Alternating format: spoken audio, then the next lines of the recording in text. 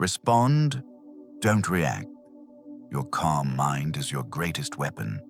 The moment you pause, you take your power back. Most people don't realize how much of their life is controlled not by choices, but by impulses. They react to pressure, to disrespect, to fear, to old wounds disguised as new triggers, and every reaction pulls them further away from the person they want to be. In a world where everything demands instant responses, messages, emotions, opinions, anger, slowing down feels unnatural, almost rebellious. But that rebellion is where your strength begins. The Stoics understood this thousands of years ago. Mastery doesn't come from controlling the world, but from controlling the self. And you're here because a part of you is tired of being pulled by every feeling, every conflict, every storm. You want clarity, you want composure, you want your mind back. Today, we walk into the Stoic art of responding, the shift that will redefine how you handle stress, conflict, and the story you live inside. Your transformation starts now. 1. The hidden cost of reacting. What you lose when you don't pause. Every reaction you don't control becomes a decision made for you. The fastest way to lose power is to react without awareness. Most people move through life believing their reactions are natural, automatic, even justified. But the truth is far more dangerous. When you react instantly, you're not responding with intention. You are surrendering control to the oldest, most primitive part of your brain. Neuroscience calls it limbic hijack, the moment your survival system takes over and your ability to think clearly shuts down. In that moment, your mind is not choosing, it's defending, it's bracing, it's firing on instinct, not wisdom. You've felt this, probably more than once. You're driving and someone cuts you off. Before you can form a single thought, your chest tightens, your jaw locks, and anger rockets through your body. Or at work, a coworker disrespects you in a meeting, and your mouth begins crafting a retort faster than your mind can evaluate the consequences. Or in your relationship, a small comment from your partner hits an old wound, and suddenly, a simple moment becomes an argument you never intended to start. These reactions feel instant because they bypass deliberate thought altogether. And when the moment passes, you're left with the fallout. Regret, tension, embarrassment, or a feeling you betrayed the person you want to be. Stoicism understood this thousands of years ago. Marcus Aurelius wrote, "You have power over your mind, not outside events." The Stoics taught that it is never the event itself that harms you, but the judgment you attach to it. Reactivity happens when judgment precedes truth, when interpretation happens faster than awareness. Someone cuts you off. Disrespect. Someone goes silent. They're ignoring me. Someone raises their voice. I'm being attacked. But most of these interpretations are reflex, not reality. The cost of living this way is enormous. When you react without awareness, you weaken your character. You lose opportunities because impulse replaces clarity. You damage relationships because emotion speaks louder than intention. You lose self-respect because you watch yourself repeat patterns you promised you'd outgrow. And perhaps the deepest loss, you give other people the power to shape your behavior. But there is a way back. A simple, powerful, stoic habit that begins rewiring the brain. The 3-second window. The next time something triggers you, do nothing for 3 seconds. No speaking, no defending, no sudden movements. Just breathe and observe. 3 seconds is enough for the emotional surge to peak and for the rational mind to come back online.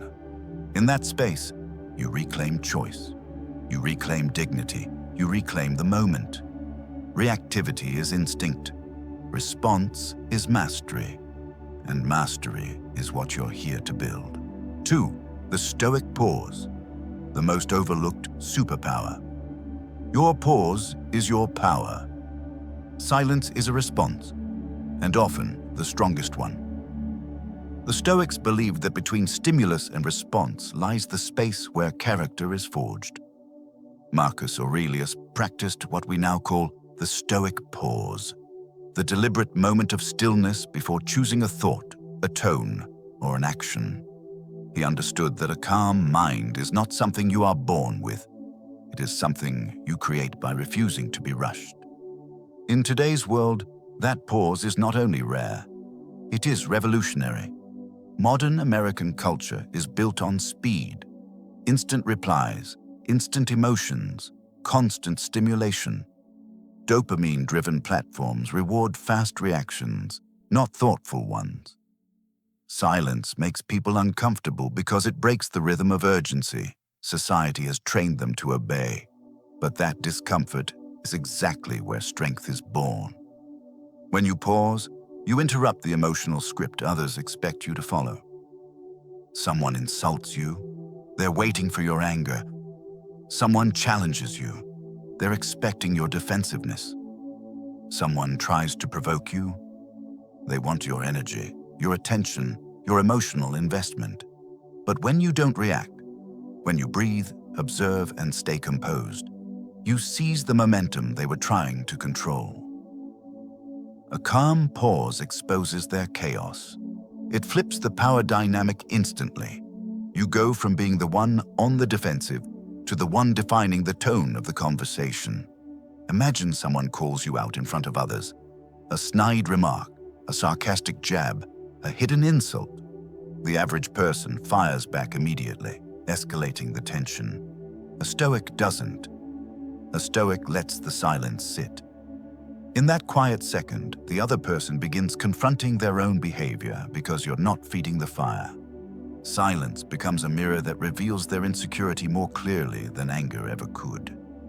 To train this ability, practice the 5-5-5 regulation. Breath. Inhale for 5 seconds, hold for 5, exhale for 5. This simple pattern lowers cortisol, re-engages the rational brain, and gives you the space your instincts try to steal. Use it whenever your emotions spike, before speaking, texting, or making decisions. Consider this case. Your boss snaps at you in a meeting. The impulsive person reacts immediately, tone sharp, defensiveness high. The room tightens, authority erodes, and respect is lost. The Stoic pauses. Breath steady, expression neutral, voice measured. Instead of reacting to tone, they respond to the content. Their calm forces the boss to recalibrate, and the entire room subconsciously shifts toward them. This is not passivity. It is command. I pause, I breathe, and I choose my power. 3. Mastering interpretation. Changing how you see changes how you respond. You don't respond to events, you respond to meanings. Control the story in your mind, and the world loses its grip on you. Stoic philosophy teaches a truth so simple, yet so difficult to master. The world does not trouble you, your interpretations do. External events are neutral until your mind assigns them meaning. Marcus Aurelius wrote, "If you are distressed by anything external, the pain is not due to the thing itself, but your estimate of it. And this you have the power to revoke at any moment." That is the heart of this chapter. Your reaction is not shaped by what happened, but by the story you tell yourself about what happened. Reactivity is almost always the product of distorted meaning. Something triggers emotional memory, an old wound, an old narrative, an old insecurity. And suddenly, a neutral moment becomes a threat. Someone doesn't text back right away. They're ignoring me. Someone uses a flat tone. They're angry. Someone goes quiet. They're pulling away. Someone jokes sarcastically. They're disrespecting me. But most of these meanings are assumptions, not facts. And assumptions are the fastest way to ignite reactions that harm relationships, careers, and your own sense of peace. Think about everyday situations. A text message arrives with a short reply. There's no emoji, no warmth. Instantly, your brain generates a meaning: irritation, disappointment, conflict. You react emotionally before you have clarity. Or someone's sarcasm hits you wrong, not because of what they said, but because it echoed past experiences you never truly processed. Or worse, silence. Silence is often the blank page on which people write their darkest stories. Yet silence, in truth, is just silence. It gains power only when your mind fills it with fear. To break this cycle, you must learn to control the interpretation before it controls you. That begins with cognitive reframing, the skill of questioning your first meaning and replacing it with one rooted in clarity rather than emotion. The tool for this is the double interpretation method. Your emotional interpretation, a neutral, rational interpretation. Your job is not to pick the positive one. Your job is to pick the one grounded in reality. To practice consistently, use the fact, story, response. Worksheet, fact, what happened objectively. Story, what meaning did my mind create? Response, what would a Stoic choose here? This exercise reveals how often your reactivity comes not from truth, but from narrative. And once you see the narrative, you can rewrite it. Interpretations create emotions. Emotions create reactions. Rewriting the interpretation rewrites everything afterward. Change the story, and you change your response. Change your response, and you change your life. 4. Emotional detachment. How to protect your peace without becoming cold. Detachment is not indifference. It's inner freedom. One of the most misunderstood Stoic principles is emotional detachment. Many people assume detachment means shutting down, suppressing feelings, or becoming cold and unreachable. But that's not Stoicism. That's emotional avoidance. Stoic detachment is the opposite. It isn't about feeling less. It's about becoming less controlled by what you feel. Suppression traps emotion inside you. Detachment creates space around it. Suppression tightens the body, narrows the mind, and leads to emotional explosions later. Detachment, however, widens your perspective, slows your reactions, and lets you choose your response with dignity. In American culture, especially today, silence or calmness is often misunderstood. People label you as cold, closed off, or unemotional, simply because you don't react with the same volatility they do. But their interpretation isn't your truth. Staying composed doesn't mean you're disconnected. It means you're disciplined. Not matching someone's emotional intensity doesn't make you distant. It makes you grounded. The misunderstanding comes from a culture conditioned to equate loudness with honesty and impulsiveness with authenticity. But authenticity isn't about reacting instantly. It's about responding in alignment with who you truly want to be. When you practice detachment, you shift your position from being inside the emotion to observing it. Instead of drowning in the wave, you stand on the shore and watch it rise and fall. This shift from immersion to observation is where your peace becomes untouchable. In co-parenting situations, for example, detachment helps you stay focused on the child, not the conflict. In workplace politics, it prevents you from being baited into drama that ruins reputations. In romantic relationships, it allows you to hear difficult feedback without turning it into personal attack or emotional war. To build this skill, use the naming emotions effect. Neuroscience shows that labeling an emotion, I feel anger, I feel fear, I feel jealousy, I feel shame, reduces its intensity by up to 40%. Naming creates distance, distance creates clarity, and clarity restores control. The moment you name the emotion, you shift from being the emotion to being the observer of it. One identity leads to reactivity, the other leads to mastery. The Stoics used a simple metaphor: stand on higher ground. When the world pulls you into chaos, don't step into the mud. Rise above it mentally. See the situation from elevation, not entanglement. Detachment is that elevation. You don't escape emotions by fighting them. You rise above them by understanding them. 5. Responding as a leader. How calm minds win in chaos. People follow the calm mind in the room. When you stay composed, you command respect without saying a word. Leadership is not defined by titles, salaries, or authority. It's defined by presence. The energy you bring into moments of uncertainty, conflict, or pressure. In chaos, people don't look for the loudest voice or the most forceful personality. They look for the person who isn't panicking. They look for the one who can respond when everyone else is reacting. This is why Stoic philosophy has shaped leaders for thousands of years. When you master your internal world, you naturally become the anchor in the external one. Think about firefighters entering a burning structure. Think about surgeons handling split-second decisions when a life hangs in the balance. Think about Fortune 500 CEOs navigating the economic crisis. The ones who lead well are not the ones who feel nothing. They are the ones who feel everything but are ruled by nothing. Their calm becomes a stabilizing force for everyone around them. This is the psychology of emotional contagion. Human beings unconsciously absorb and mirror the dominant emotional tone in the room. If a leader reacts emotionally, fear spreads. If the leader stays centered, clarity spreads, and the entire group takes its cues from them. This is the essence of responding rather than reacting.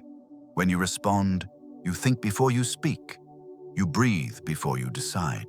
You observe before you interpret. These small internal gestures make you appear stronger, more trustworthy, and more capable. Not because you have all the answers, but because you are not controlled by the moment. People follow leaders not for certainty, but for stability. A simple discipline that trains leadership composure is the 24-hour rule for emotional messages.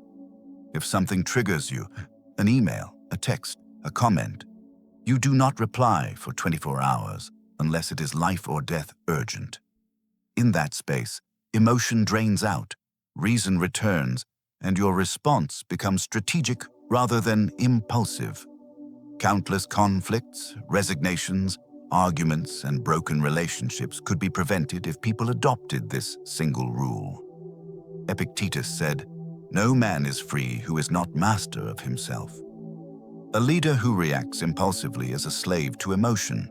A leader who responds intentionally is free, and that freedom influences everyone around them. To build this presence daily, practice a mini leadership drill. Posture. Keep your shoulders open, spine tall. It signals stability. Tone. Speak slowly, clearly, and lower your volume when others raise theirs. Breath. Inhale deeply before responding. Oxygen steadies authority. People trust the person who thinks clearly under pressure. They remember the one whose calm reorganized the room. Lead with your composure, and the world follows your clarity. 6. Responding in relationships. Keeping love without losing yourself. Most relationships are destroyed not by events, but by reactions. If there is any place where reactivity causes the deepest damage, it is in our closest relationships. American culture often romanticizes intensity. Big emotions, dramatic arguments, passionate reactions, as signs of caring. But caring is not the same as reacting. Many couples are not torn apart by betrayal, incompatibility, or disrespect.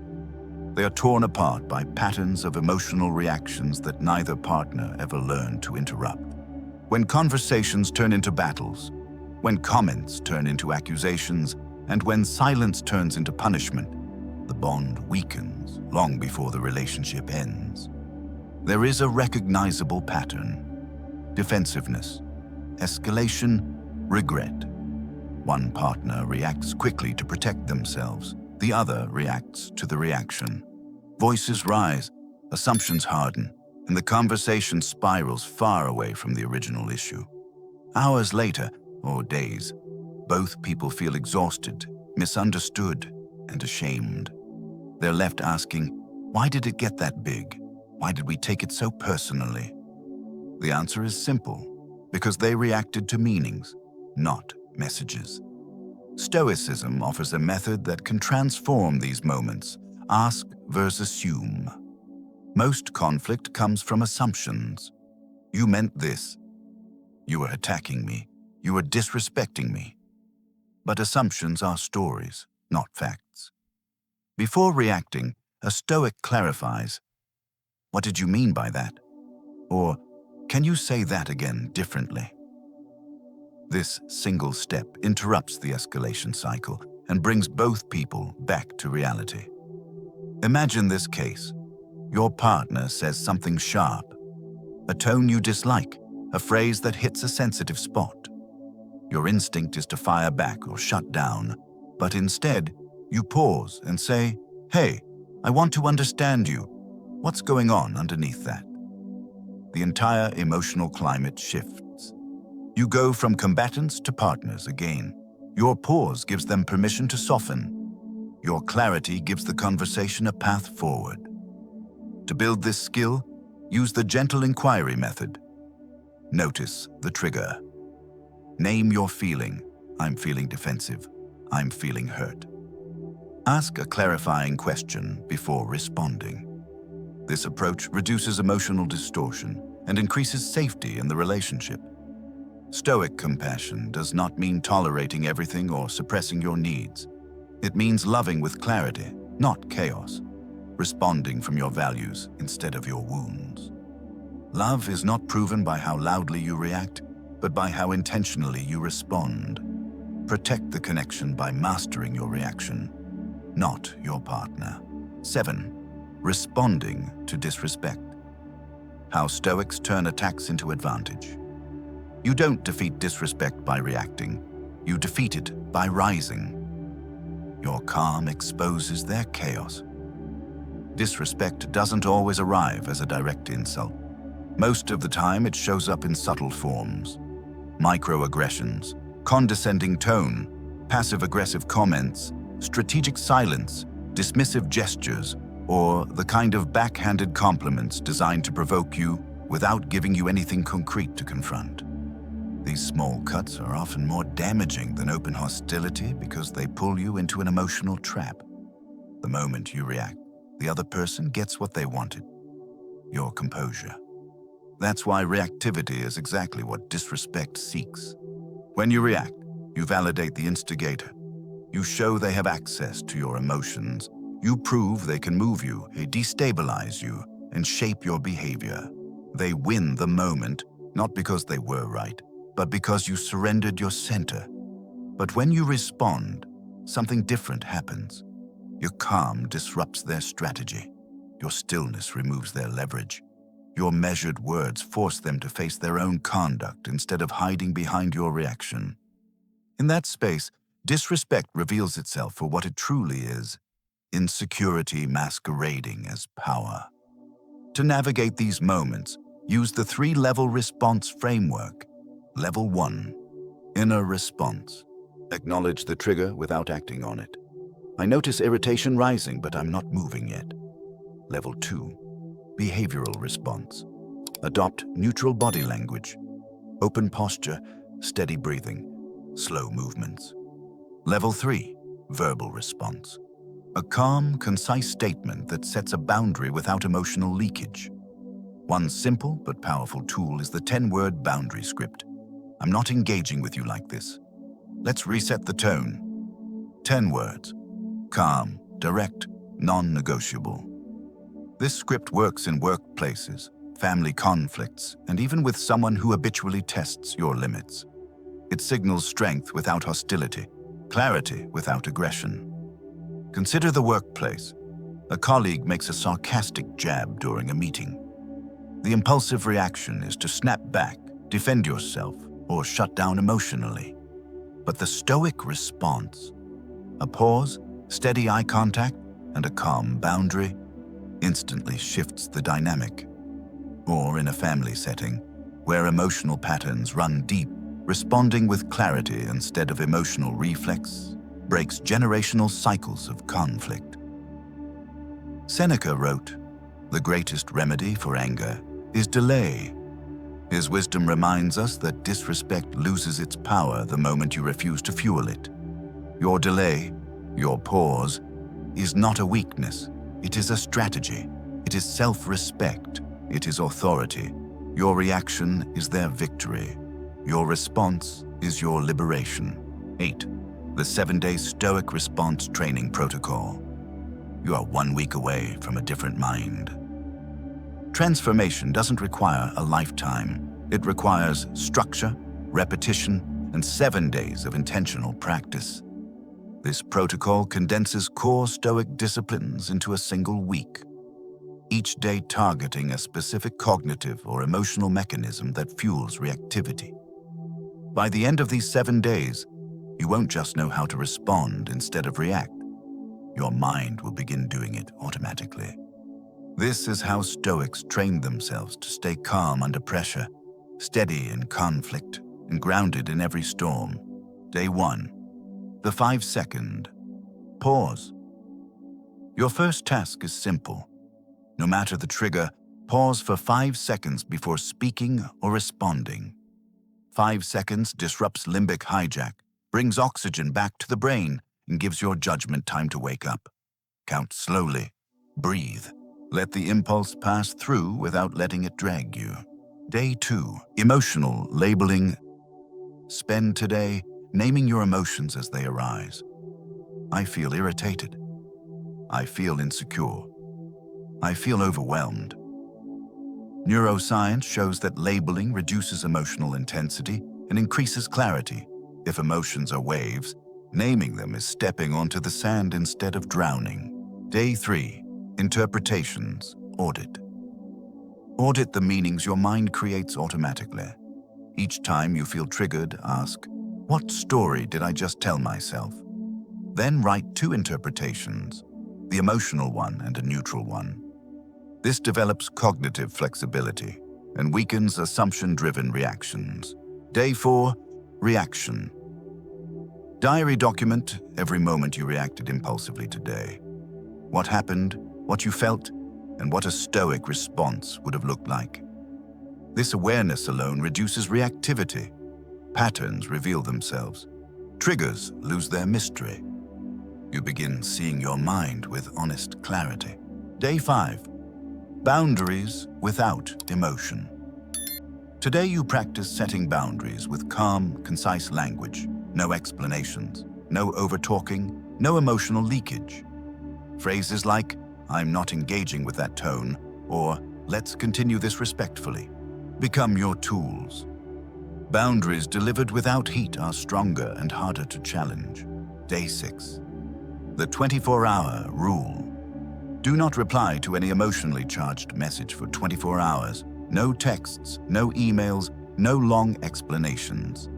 This rule prevents 90% of avoidable conflicts and gives your rational mind time to shape the communication instead of your impulses. Day 7. Detachment ritual. Choose one recurring emotional burden, a criticism, a memory, a conflict, a fear, and mentally release it. Write it down, burn it, shred it, or store it away. Detachment doesn't mean not caring. It means claiming inner space that reactive thoughts once occupied. Repeat these 7 days anytime your mind drifts back into old patterns. Every round rewires you deeper into composure, clarity, and response over reaction. I respond with clarity. I act with purpose. I choose my mind. Mastering your response is not about perfection. It's about awareness, intention, and choosing clarity over impulse. Today, you learned the hidden cost of reacting, the power of the Stoic pause, the art of mastering interpretation, and the freedom that comes from emotional detachment. You saw how calm leadership transforms chaos, how thoughtful responses strengthen relationships, and how disrespect loses its power the moment you refuse to feed it. And with the 7-day Stoic response protocol, you now have a practical path to train your mind, one deliberate choice at a time. If there's one message to carry with you, let it be this. Your greatest strength is not how fast you speak or how loudly you react. It's the quiet discipline of choosing your mind before you choose your words. Start small. Practice one technique from this video today, and watch how your world changes when you stop giving your power away. Thank you for spending your time here, for growing, and for showing up for your own transformation. If this video brought you value, don't forget to like, subscribe, and share it with someone who needs this message. I'll see you in the next video. Until then, stay calm, stay grounded, and respond with intention.